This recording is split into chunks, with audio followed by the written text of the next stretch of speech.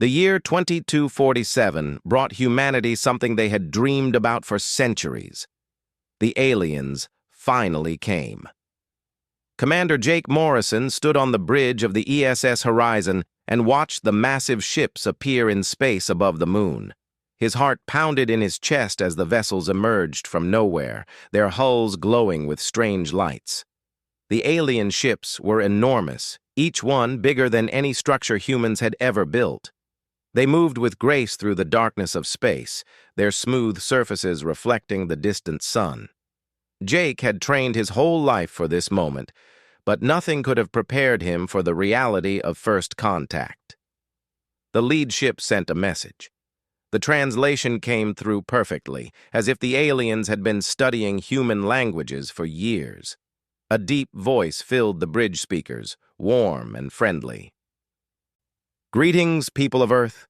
We are the Galactic Council. We have watched your progress with great interest. You have reached the stars, and now you are ready to join the greater community of intelligent species." The alien who spoke called himself Vorath. He was tall, taller than any human, with skin that looked like polished crystal. His eyes glowed with a soft blue light. When he smiled, it seemed genuine and kind. Admiral Lisa Brennan flew up to meet the aliens on Geneva Station, the largest space station humanity had built. She wore her formal uniform, medals shining on her chest. The ceremony was broadcast to every screen on Earth. Billions of people watched as humanity took its first steps into the galactic community. Vorath and his delegation presented gifts. They offered technology that could cure diseases humans had fought for generations. They showed plans for fusion reactors that could power entire cities without pollution. They promised agricultural methods that would end hunger on every human colony. "We welcome you as equals," Vorath said, his translator making his words sound smooth and pleasant. "The galaxy is vast and can be dangerous. Under our protection, humanity will flourish. We have much to teach you, and perhaps we have much to learn from you as well." The treaties were signed within weeks. Human leaders were eager to accept the Council's help. Earth sent its best people to study with alien scientists. Captain Ryan Hughes led the first group of humans to Valoris Prime, the Council's homeworld. The planet was beautiful beyond imagination, with floating cities and towers that reached into the clouds. Nicole Harper, a brilliant engineer, worked alongside alien technicians. She learned how their fusion systems worked and marveled at their efficiency. The aliens seemed patient and helpful, always ready to answer questions. They treated the humans with respect and kindness. But not everyone was celebrating. Lieutenant Chris Dalton worked in signals intelligence aboard the Horizon. His job was to monitor communications and watch for threats.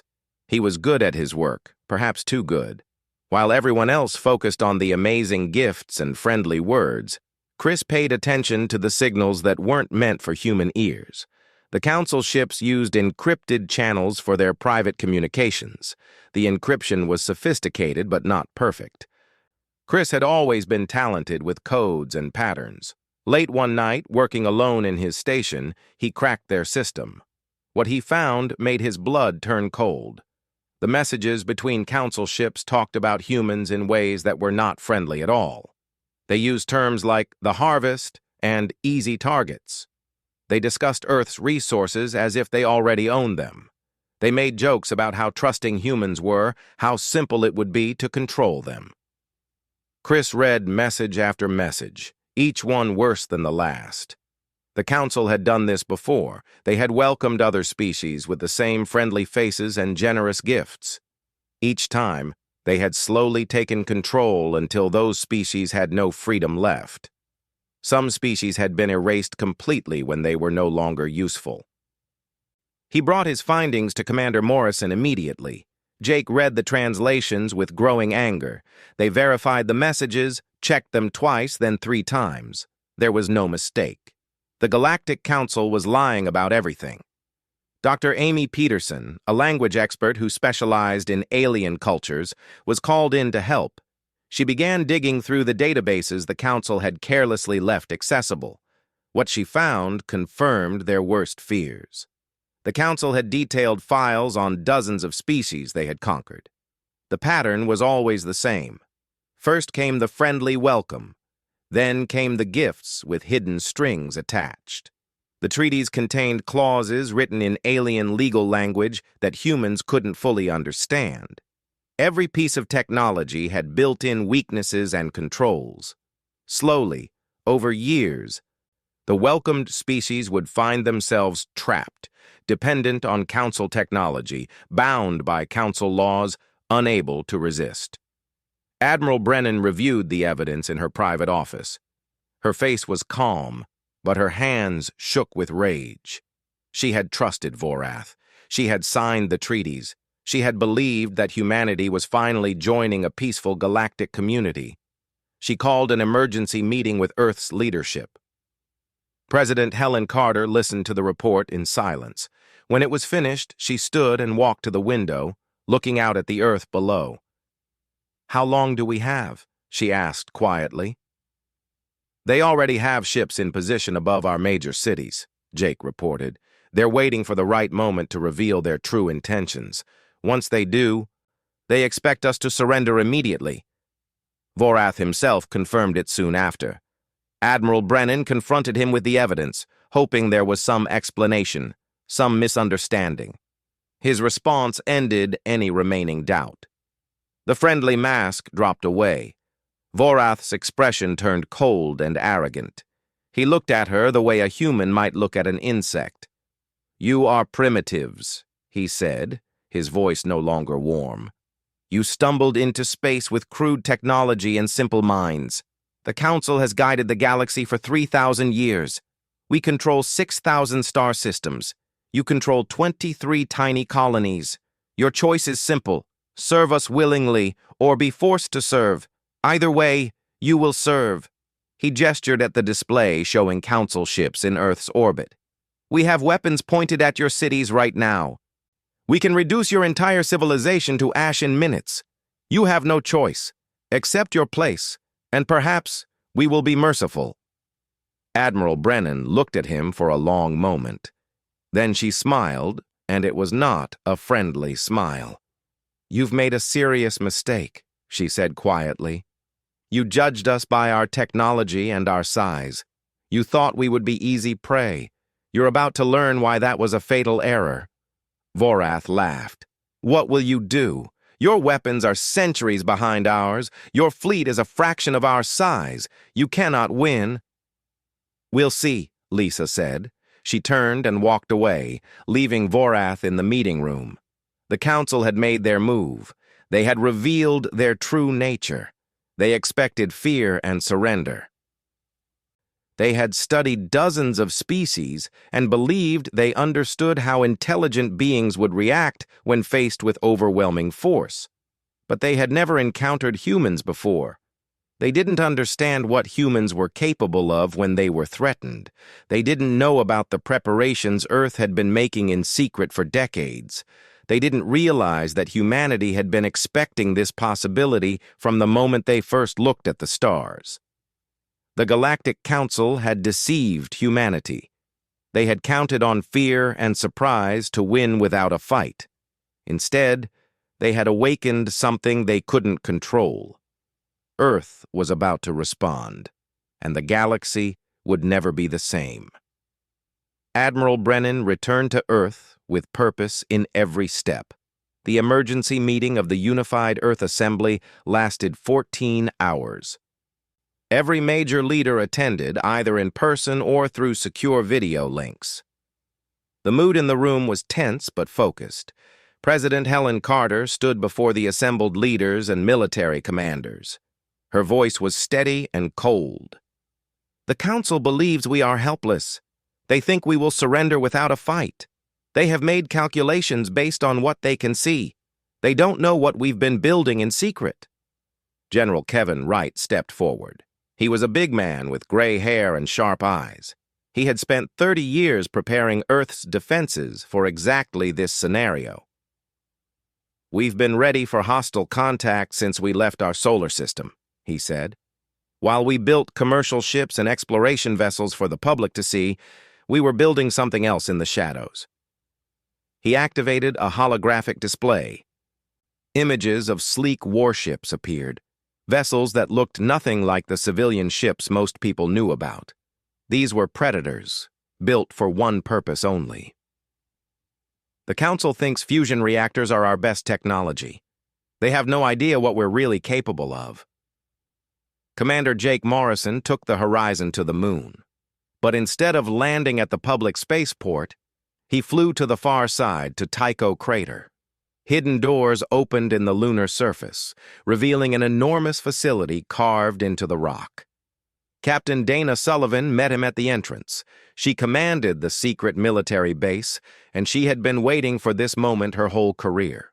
Inside the facility were ships that humanity had been building for decades, destroyers with weapons the Council had never imagined, carriers packed with advanced fighters, defense platforms with experimental technology. We let them see what we wanted them to see, Dana explained as they walked past rows of warships. Every friendly meeting, every technology exchange, we acted like impressed children learning from wise elders. We asked basic questions and pretended to be amazed by their fusion reactors. She smiled grimly. Meanwhile, our scientists were perfecting antimatter weapons and quantum displacement cannons. We were developing stealth technology that makes our ships invisible to their sensors. We were building kinetic kill vehicles that can strike at near light speed.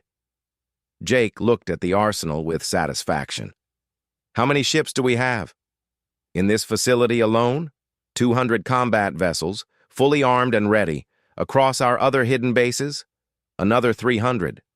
Plus, thousands of automated defense platforms disguised as communications satellites and space debris. Lieutenant Chris Dalton had been busy too. From his station aboard the Horizon, he had planted monitoring programs in every system the Council had shared with humanity. Those programs were now activated, spreading through the Council's networks like invisible ghosts. I can see every Council ship in real time, Chris reported to Commander Morrison. I can read their communications, track their movements, even access their tactical systems. They gave us backdoor access to everything when they shared their technology. They never imagined we would use it against them. Dr. Amy Peterson worked with a team of xenobiology specialists. They had been studying the Council species since first contact, analyzing their strengths and weaknesses. She had compiled detailed files on every major Council species. The Keltharians, like Vorath, need specific atmospheric conditions. Their crystal-based biology is vulnerable to certain frequencies. The Torvan warriors are strong but have slow reaction times compared to humans.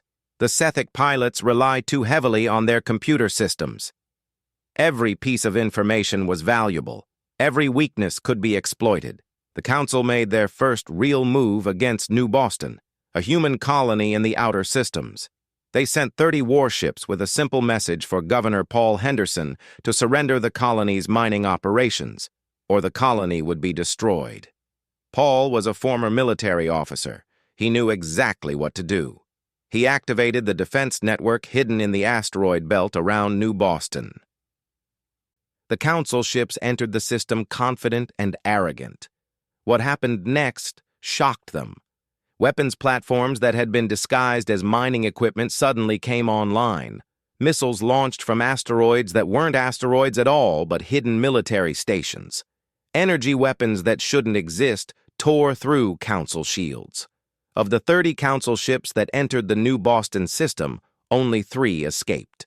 The rest were destroyed or disabled within hours. Commander Sarah Blake led the counterattack from a ship called Ghost Wind. It was a stealth carrier, completely invisible to Council sensors.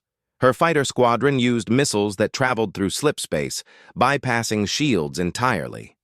The Council ships never even saw the weapons that killed them. On Mars, Colonel Eric Stone coordinated civilian evacuations while activating defensive systems the Council didn't know existed. Automated platforms disguised as communications relays suddenly revealed themselves as heavily armed fortresses. When Council dropships tried to land troops, they were met with plasma fire that turned their ships into falling metal coffins. Admiral Brennan watched the reports coming in from across human space. Every Council attack was meeting fierce resistance. Every advantage they thought they had was proving to be an illusion. They built their empire by conquering peaceful species, she told her command staff. They've never fought an enemy that was ready for them. The Council's second major mistake was underestimating human coordination. Captain Ryan Hughes was still on Valoris Prime, supposedly there as part of the diplomatic mission. When the war started, he revealed his true purpose. The entire diplomatic delegation was actually an intelligence operation. Engineer Nicole Harper, who had been working with Council scientists, suddenly turned on them. She sabotaged the central communications hub on Valoris Prime, creating cascading failures that spread across their network. Council ships everywhere lost contact with their command structure. Other human diplomats and traders across Council space revealed themselves as trained operatives. They attacked key installations, freed prisoners, and gathered intelligence. The Council had let humans spread throughout their empire, never suspecting they might be a threat. Within 72 hours of the war beginning, humanity had destroyed over 400 Council ships. They had seized 3 major military installations. They had freed 6 alien species that had been held as slaves by the Council, and they had barely started. Vorath watched the reports with growing disbelief. How were these primitives doing this? His analysts had calculated that humans would surrender within days. Instead, they were winning. He made a decision born of desperation and rage. He would take 2,000 ships to Earth itself. He would use overwhelming force to crush human resistance once and for all. He would reduce their homeworld to ruins if necessary. It was exactly what Admiral Brennan had been waiting for. She stood in the command center deep beneath Colorado, surrounded by holographic displays showing every human ship, every weapon, every asset they could deploy. President Carter stood beside her, refusing to evacuate to safety. "They're coming," Lisa said calmly. 2,000 ships, just as we predicted. "Are we ready?" Helen asked. "We've been ready for decades. Now we show them what happens when you mistake patience for weakness." She opened a channel to every human ship, every defense platform, every hidden weapon system. "All forces, this is Admiral Brennan. Execute Protocol Omega. It's time to defend our home." Across human space, warships left their hiding places. Weapons charged, crews took their positions. The Council was bringing their fury to Earth. They were about to learn why that was their biggest mistake yet. Commander Morrison brought the Horizon out from behind Jupiter, leading 40 destroyers. Captain Sullivan launched from lunar orbit with 60 carriers full of advanced fighters. Colonel Stone prepared his kinetic weapons, tungsten rods that had been accelerating for hours. The trap was set, the Council fleet was coming, and humanity was ready to show them the true cost of their deception. The battle for Sol was about to begin, and the galaxy would witness something it had never seen before. Prey that fought back, victims that became hunters, a species that refused to accept conquest. The Council had tried to make humanity their harvest. Instead, they had awakened a sleeping giant, and giants, when awakened, can be terrible to behold. The Council Armada appeared at the edge of the Sol system in a formation that had broken the will of countless civilizations. 2,000 warships emerged from slipspace in perfect order, their weapons charged and ready. At the center of the fleet, Vorath commanded from his new flagship, the Eternal Dominion. The ship was 5 kilometers long, armored with materials that could withstand nuclear explosions. It carried enough firepower to level continents. Vorath had chosen it specifically for this mission.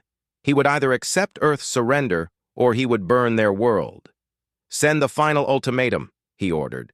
His voice was cold and final. "They have 1 hour to surrender unconditionally.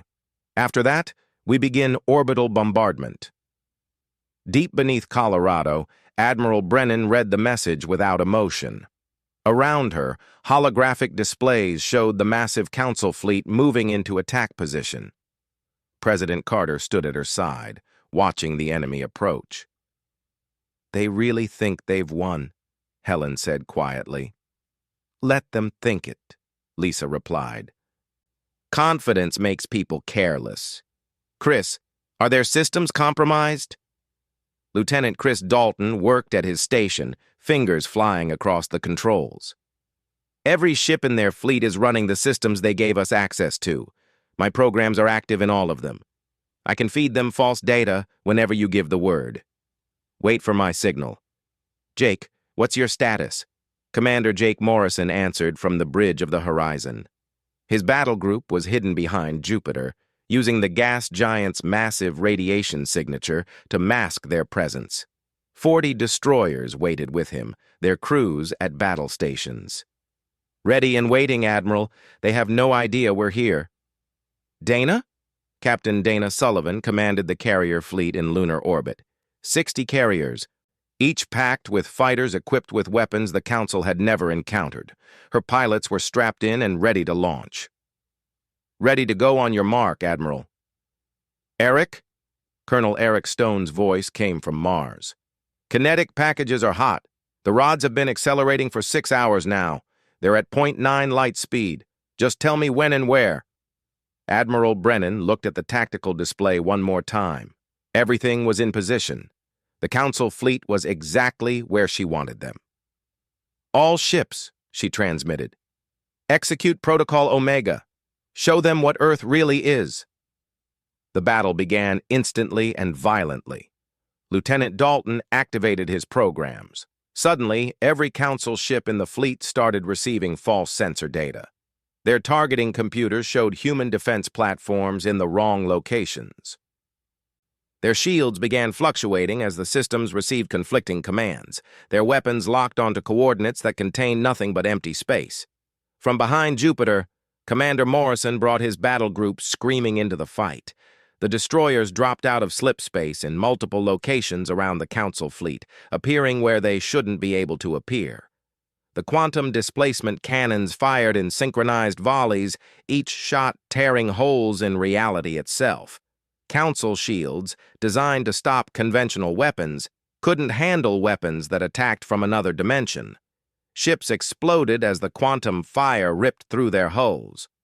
Others lost power completely as their systems were overwhelmed.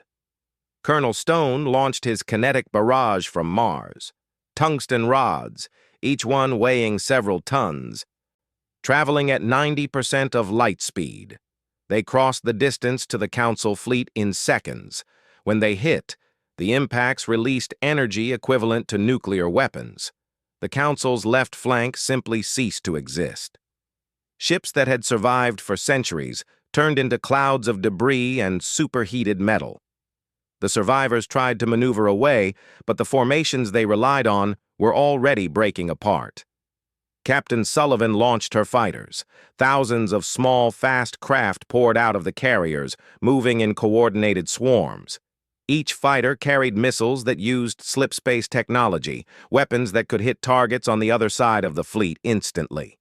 The Council pilots tried to respond, but they were trained to fight in formation, to rely on their capital ships for support. Human fighters operated independently, each pilot making split-second decisions.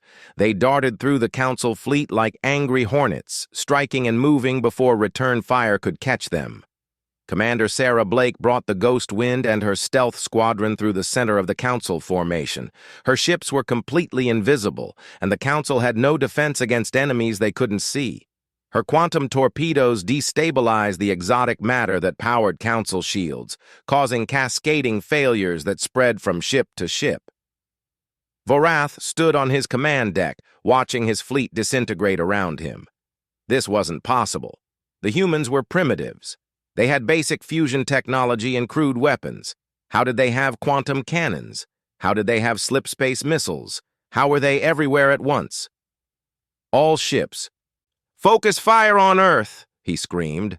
"Destroy their home world now." But his ships couldn't focus on anything. Half of them were receiving false targeting data. A quarter had lost shields completely. More were being torn apart by weapons they couldn't see or defend against, and the human ships kept coming, kept firing, kept destroying. On Valoris Prime, Captain Ryan Hughes chose this moment to strike. With Council attention focused on the Sol battle, security was weaker than it had ever been. His team moved quickly through the capital city, seizing control of the main data archives.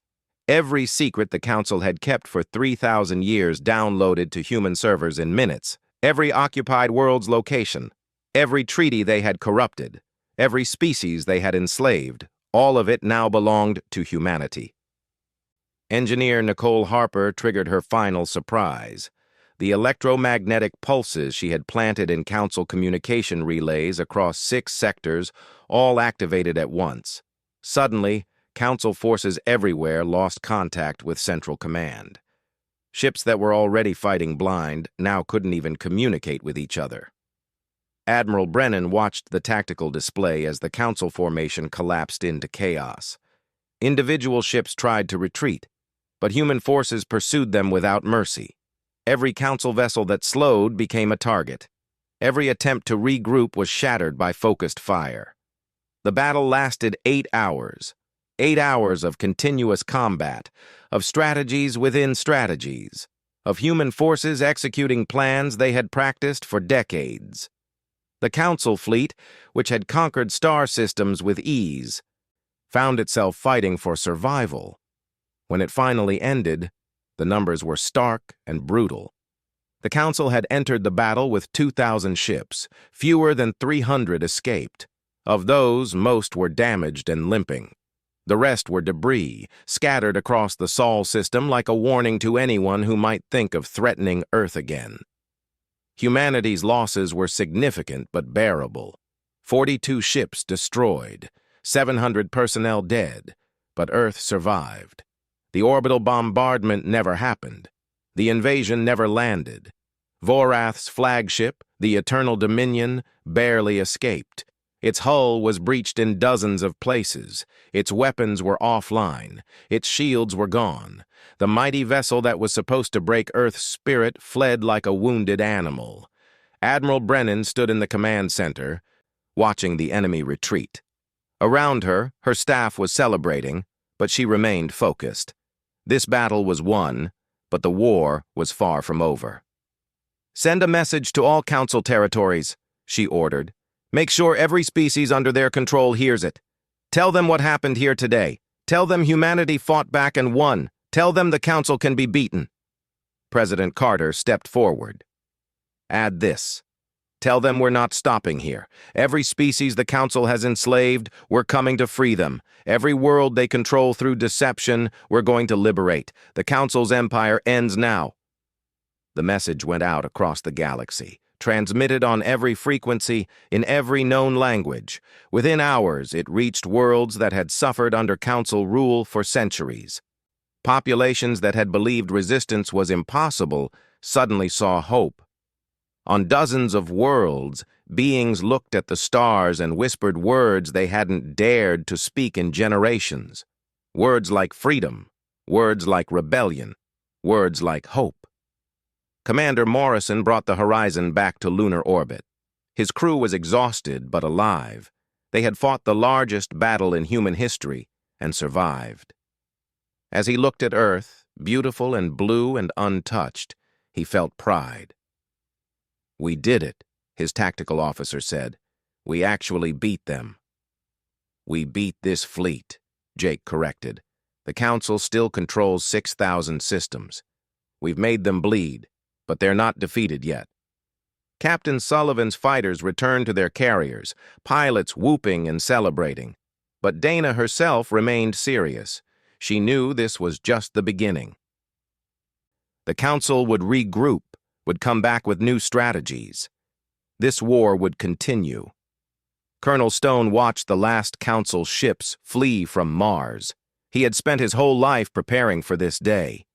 Now that it had come, he felt no satisfaction, only determination. The fight was far from over. Admiral Brennan sent one final message before allowing herself to rest.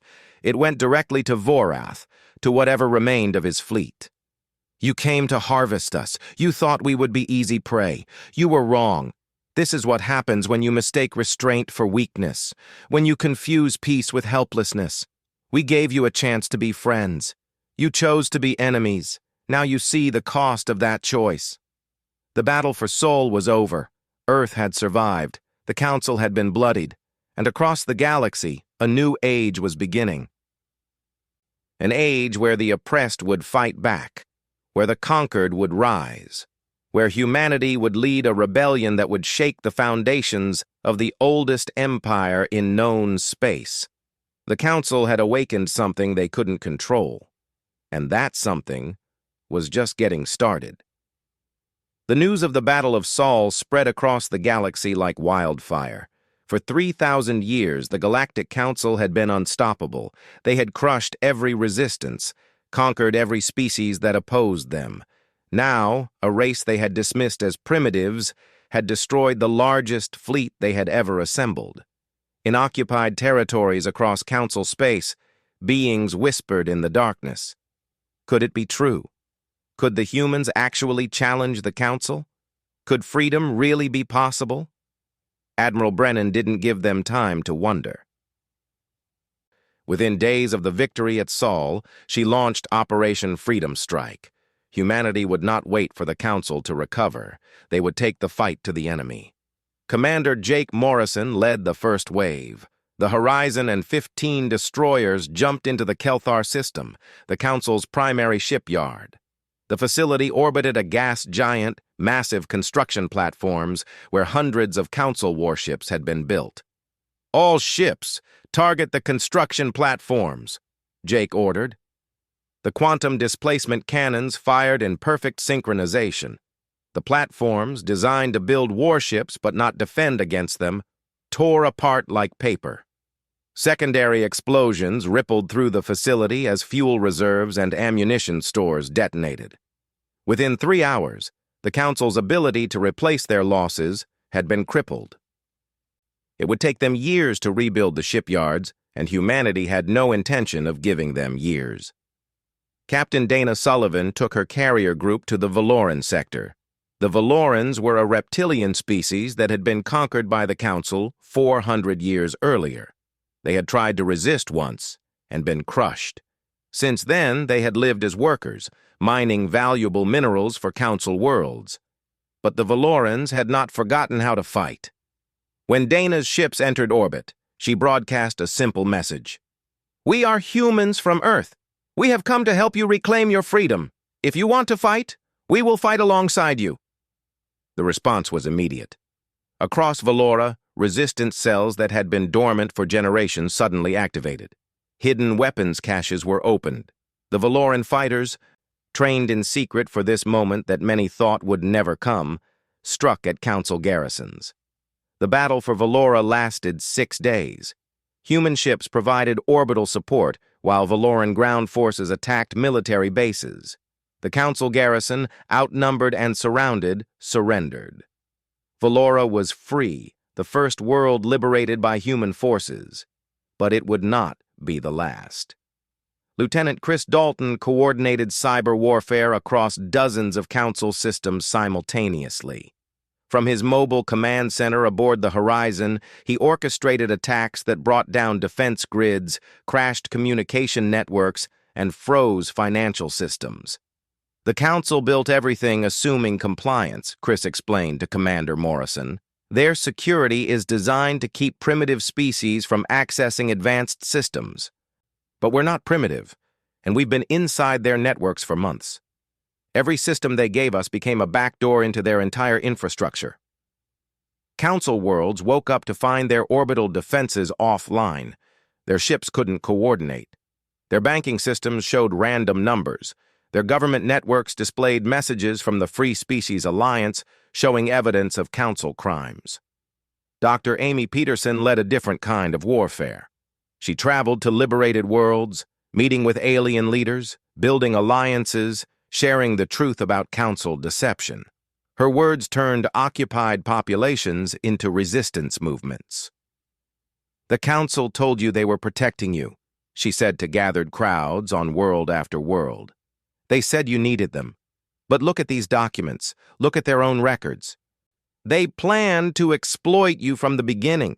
You don't need protection from them. You need protection from them." The evidence was undeniable. Species that had believed the Council's lies for centuries suddenly saw the truth. Anger turned into action. Rebellion spread like a virus the Council couldn't contain. On the water world of Aquarius, Governor Paul Henderson coordinated with the indigenous Aquarians. The Aquarians were a peaceful species that could breathe underwater. The Council had put them to work in dangerous ocean mining operations, treating them as cheap labor. Paul had been a military strategist before becoming a colonial governor. He understood how to turn geography into advantage. With Aquarian help, he seized control of the ocean mining facilities that fed raw materials to Council industry. "Your economy runs on what we mine from these oceans," Paul transmitted to the Council garrison commander. "Leave peacefully, or we shut down every operation. Your choice." The garrison left. The Aquarians were free, and the Council's supply chains began to collapse. Colonel Eric Stone took Mars's defense forces on offensive operations.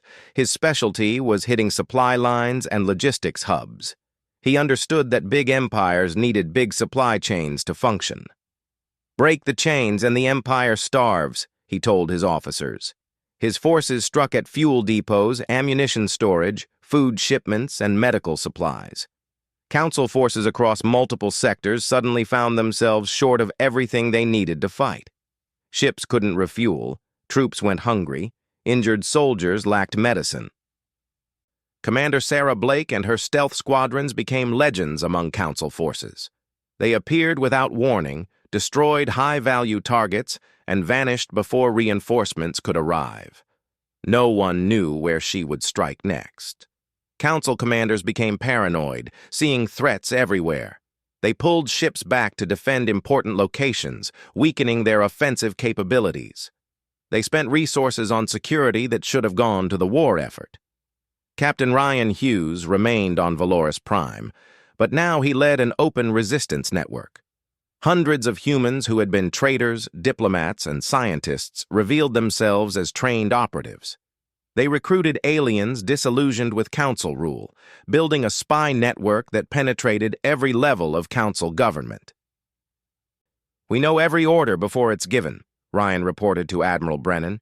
"We know troop movements, supply routes, strategic plans. They can't keep secrets from us anymore." Engineer Nicole Harper worked with alien scientists who had defected from Council service. Together, they reverse-engineered Council technology and found weaknesses in every system.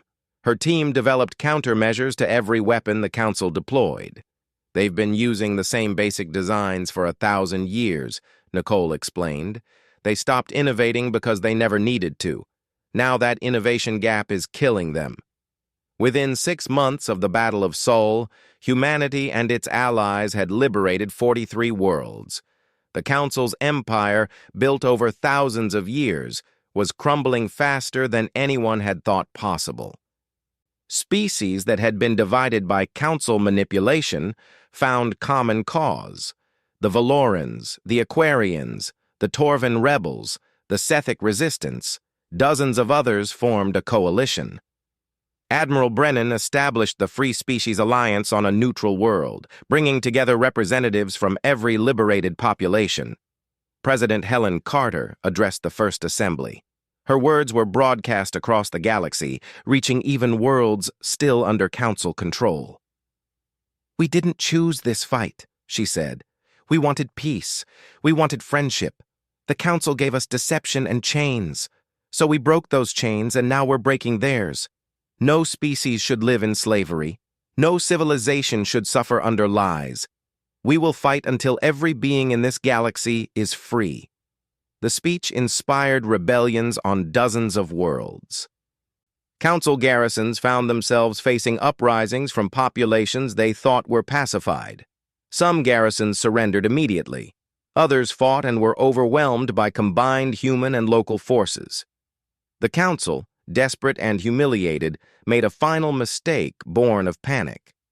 They issued an ultimatum that was broadcast on every frequency, translated into every language.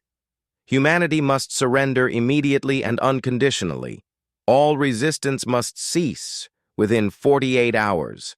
If these conditions are not met, the Council will deploy weapons of mass destruction against Earth itself. We will destroy your home world and end your species.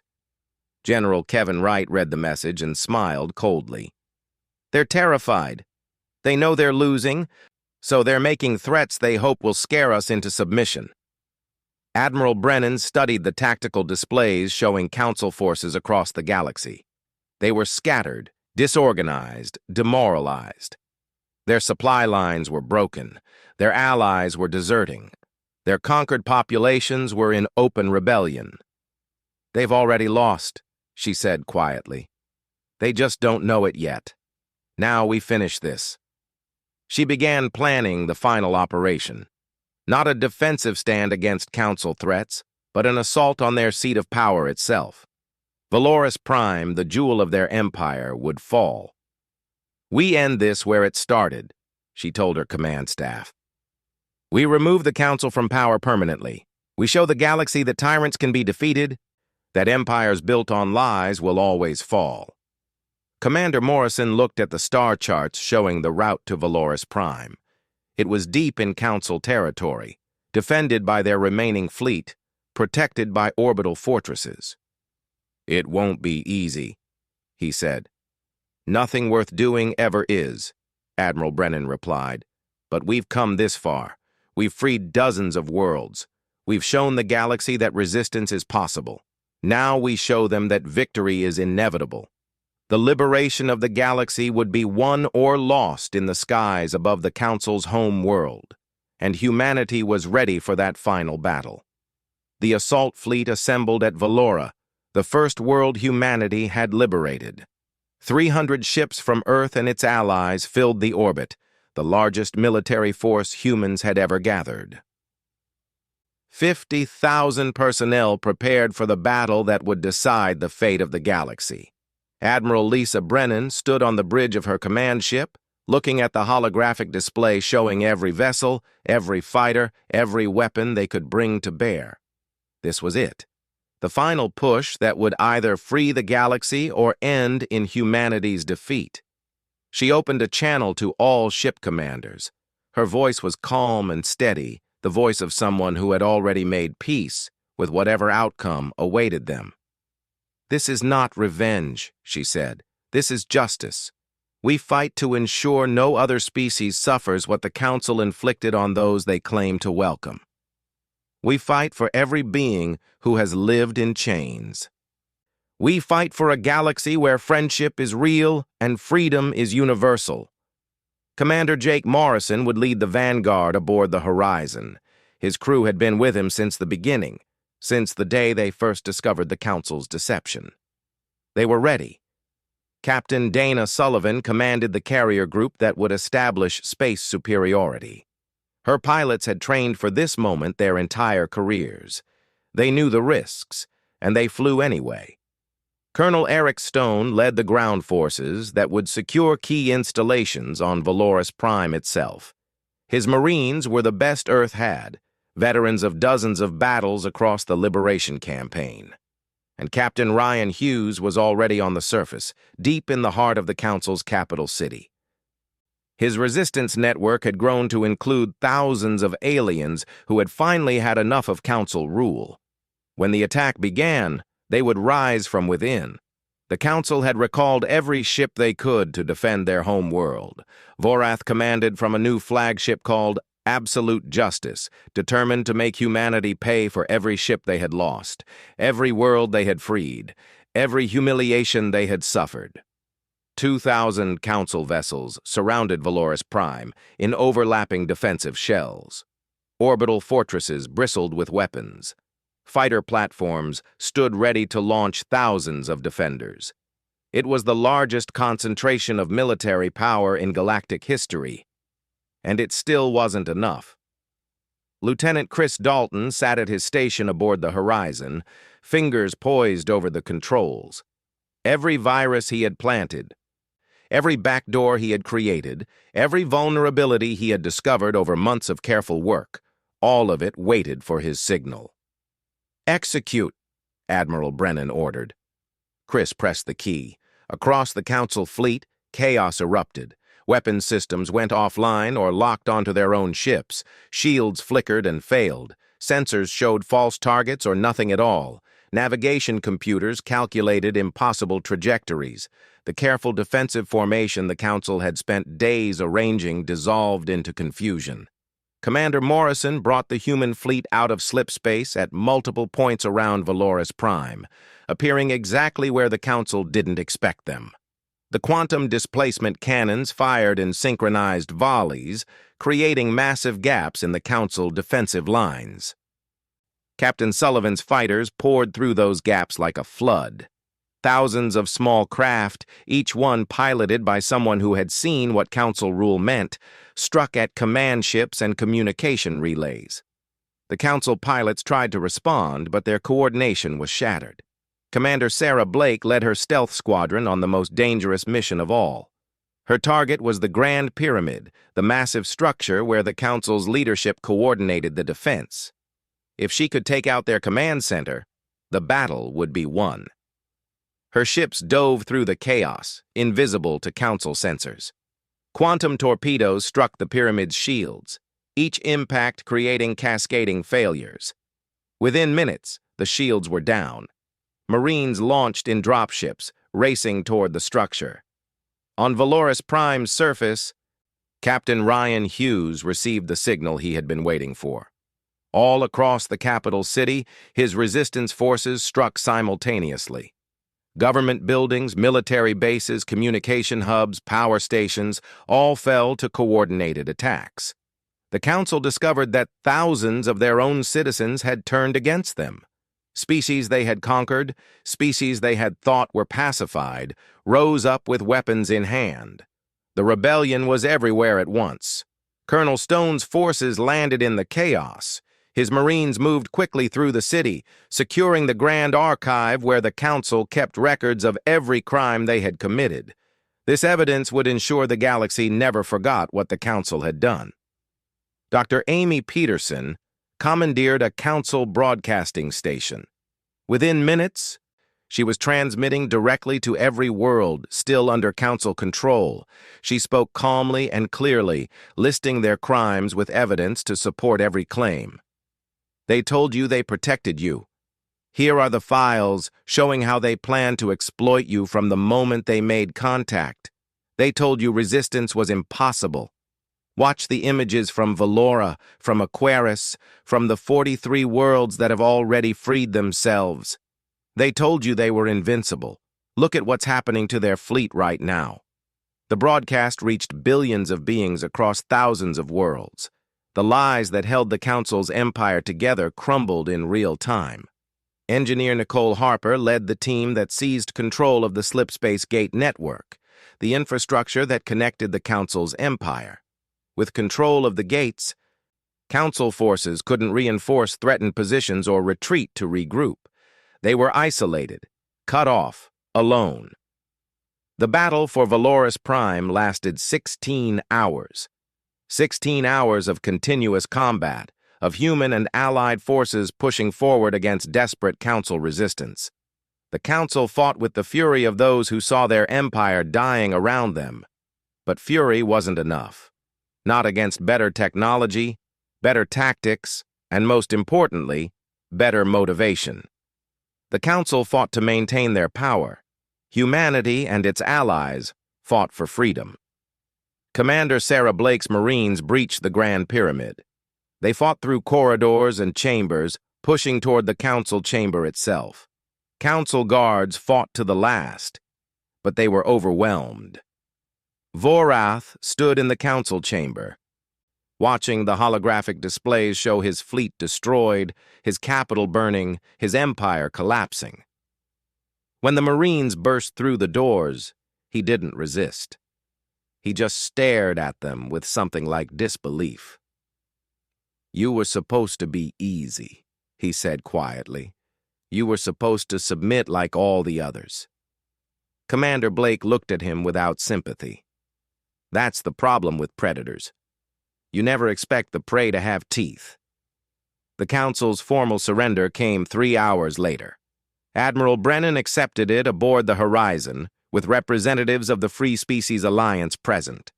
President Helen Carter participated through secure video link from Earth. "The Galactic Council is hereby dissolved," Admiral Brennan announced. "All member species will be free to govern themselves. All occupied worlds will be liberated. All treaties based on deception are void." She paused, looking directly at the camera that was broadcasting to every corner of the galaxy. "We will establish a new coalition based on genuine cooperation and mutual respect. Every species will have equal representation. No one will dominate others. No one will be conquered under the guise of protection.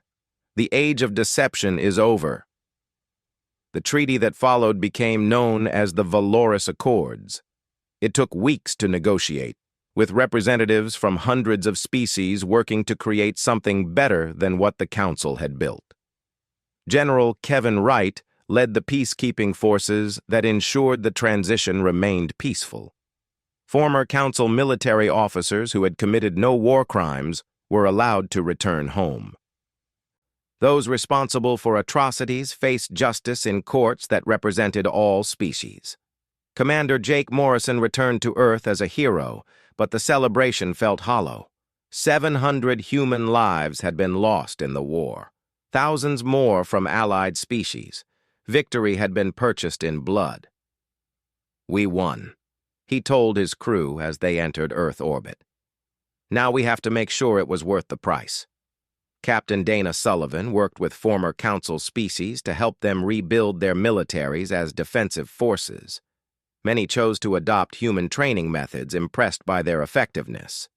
Lieutenant Chris Dalton became the first director of the Galactic Intelligence Network, an organization dedicated to preventing future deceptions. His first action was to make all intelligence files available to member species. No more secrets that could be used for manipulation. Dr. Amy Peterson founded the Institute for Interspecies Understanding. Its mission was to teach species to communicate honestly and resolve disputes peacefully. The galaxy had seen enough war. Captain Ryan Hughes remained on Valorous Prime, helping the former Council species transition to representative government. It was difficult work. 3,000 years of authoritarian rule had left deep scars. But slowly, change took hold. Colonel Eric Stone returned to Mars to train the next generation of Earth's defenders. But his lessons were different now. He taught his students that the goal wasn't victory in war, but prevention of war. That strength should protect, not oppress. On Earth, President Helen Carter addressed a world that had been forever changed. They had reached for the stars seeking friends and found enemies. They had fought and won. Now came the harder task of building something better. "We proved that deception has consequences," she said. "We showed that tyranny can be defeated. But the real test comes now. Can we build a galaxy where such a war never needs to be fought again? Can we create genuine cooperation instead of forced compliance?" Admiral Lisa Brennan retired from military service 6 months after the war ended. She had done what she set out to do. Earth was safe. The oppressed were free. Now others could handle the peace. She returned to her home in Colorado, the same command center where she had coordinated the defense of Earth. But now the displays were dark, the weapons silent. She stood at a window, looking at the stars. Somewhere out there, on thousands of worlds, beings were living in freedom for the first time in generations. Children were growing up without fear. Species were learning to work together instead of fighting for scraps from council tables. It wasn't perfect. There were disputes, conflicts, growing pains as the new coalition found its footing. But it was better. It was real. and it had been purchased with courage and sacrifice. The galaxy had learned a hard lesson. Humanity was not prey. They were not easy targets. They were not a species to be deceived and exploited. But more importantly, the galaxy had learned that freedom was possible, that tyrants could fall, that the strong could choose to protect the weak instead of oppressing them. The Galactic Council had deceived humanity, thinking them primitive and helpless. Earth had responded with wrath, with fury, with weapons the Council never imagined existed. But after the wrath came something better. Understanding, cooperation, a genuine peace built on honesty instead of lies. The stars belong to all species now, free and equal under laws they had written together. And if anyone ever forgot the cost of deception, if any new empire tried to rise through manipulation and force, the galaxy would remember what happened to the last one. They would remember Earth. They would remember humanity. And they would remember that some prey, when pushed too far, become predators themselves. The age of deception was over. The age of freedom had begun. And it would endure, because beings of every species had fought to make it so.